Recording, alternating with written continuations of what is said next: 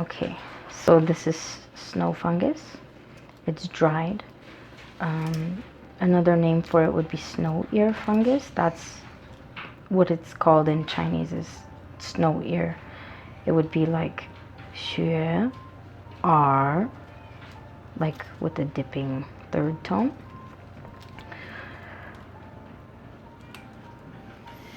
And snow fungus is a really interesting sort of food. Like I said, it comes dried like this.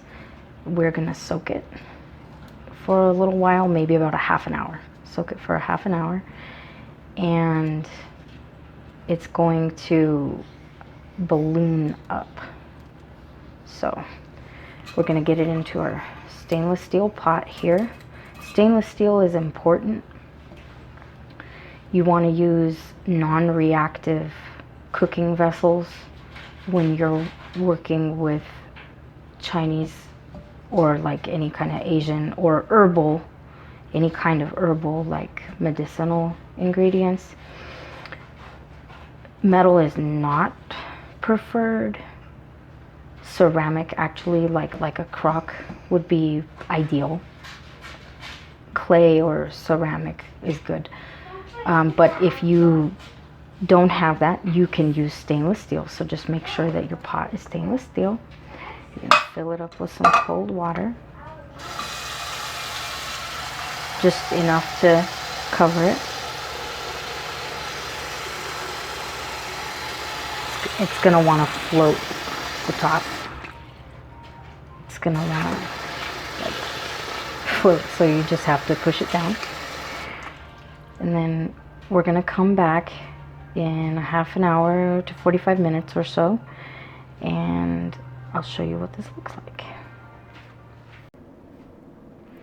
So you're gonna take some scissors and cut most of the yellow off. I don't think you have to cut all of it off, but it's a texture issue, I'm pretty sure, is this right here, because it's, compared to the rest of the food, it's not pleasant. It's more tough.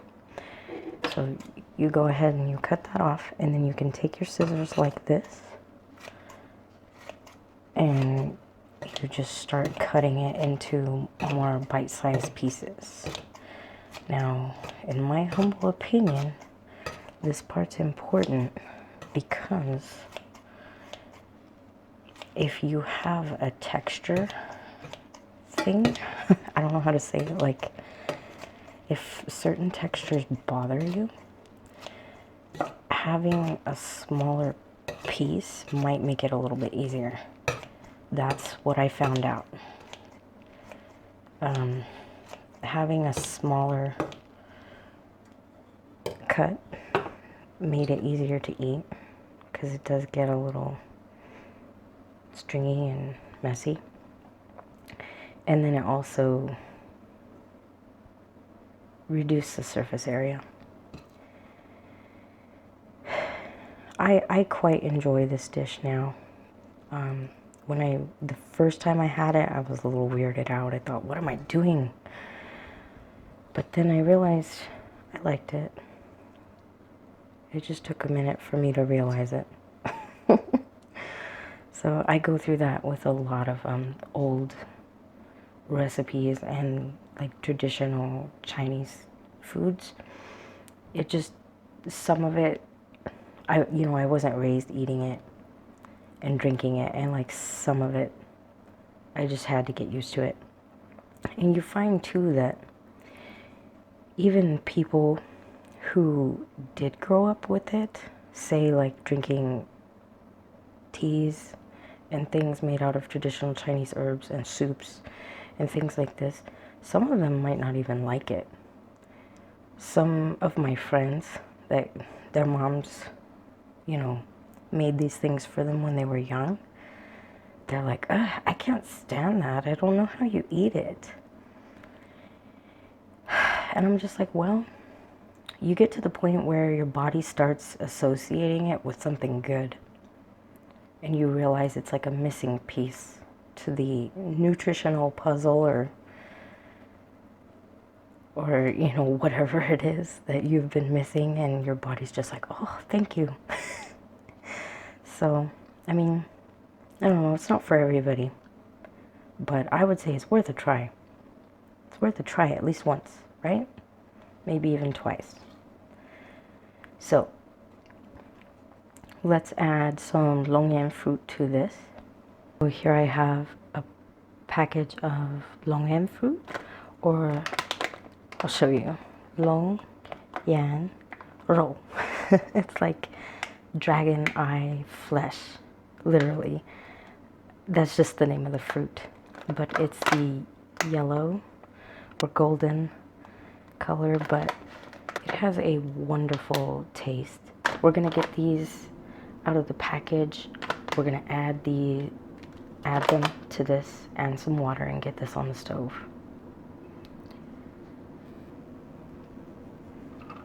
I like to take a good handful of these and just toss them in.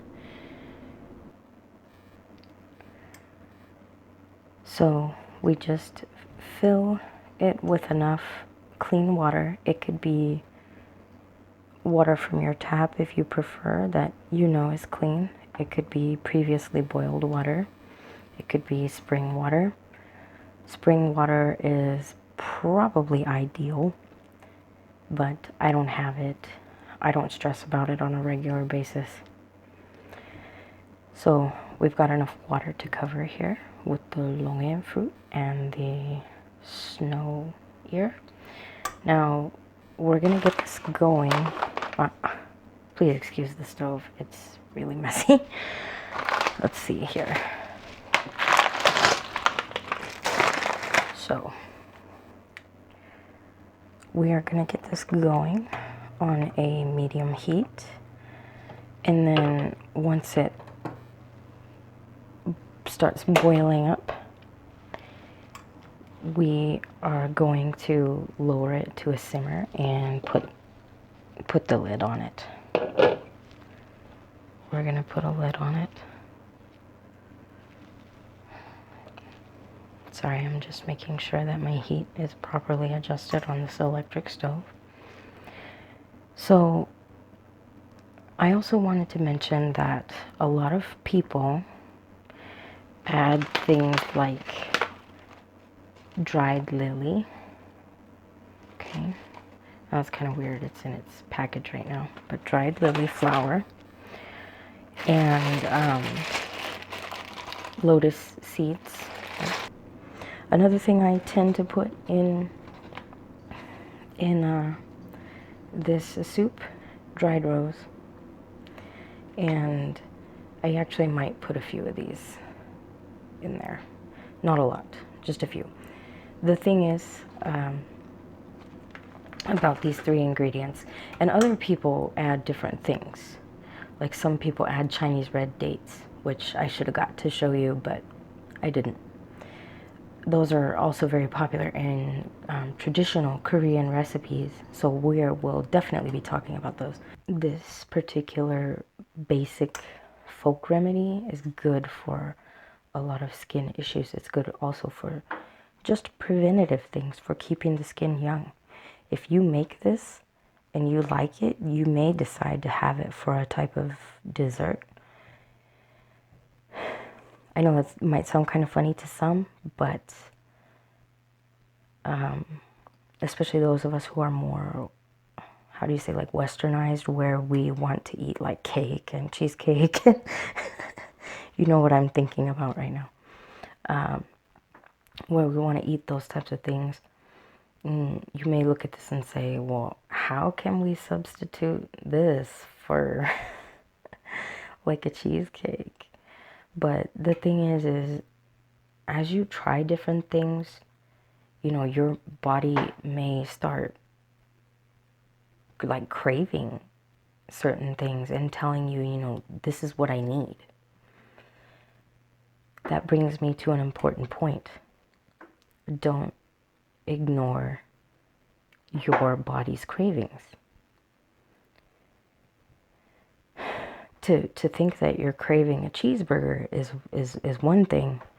You know, sometimes you don't want to always indulge the craving, but my point is that a craving is a sign that your body is needing something. And sometimes, say for example, if you're like, well, I really want like salty pretzels, or I really need that piece of chocolate, or I really need that bread, or whatever it is. Sometimes, depending on the type of thing that your body is craving, it can tell you what you're craving. Maybe it's asking for what it needs in the form that it's most familiar with. You know, maybe in actuality, you know, you need to eat some seaweed soup with some good natural minerals in it and salts and stuff. Maybe your body does need a little bit of that salt. Maybe it needs a little bit of that iodine, you know. Maybe if you're craving something, you know, really like fatty, maybe you need to have a little bit of avocado with your food, or maybe just a little bit of butter. You know, not all fats are bad. My basic philosophy is everything within reason, everything safe within reason, everything natural within reason. And every body, every individual body is different. Some people might need a little more carbs than somebody else. Somebody might need a little bit more protein than somebody else. You know, whereas that next person might not do well, you know, with too many carbs. They need to have more of a low carb diet. Or, you know, maybe somebody's body doesn't do well with dairy. You know, you just kind of have to figure out what foods help your body, you know, the most.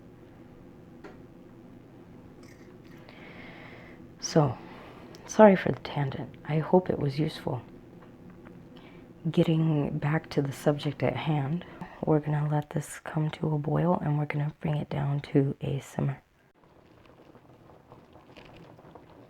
My water is beginning to boil quite rapidly. So, we're going to turn this down just a bit. Down, and bring it to a simmer. We're going to simmer this at least 45 minutes. From my experience, you know, you can go about 45 minutes to an hour. Maybe even a little bit longer if you want, but I like to still have some of that sabaw, some of the broth, some of the liquid, and I will explain why in just a minute. But you want to get, like I said, after it comes to a boil, you want to get it to a nice simmer, and then you're going to cover it for, we'll go for 45 minutes. Oh no, I can't work my timer.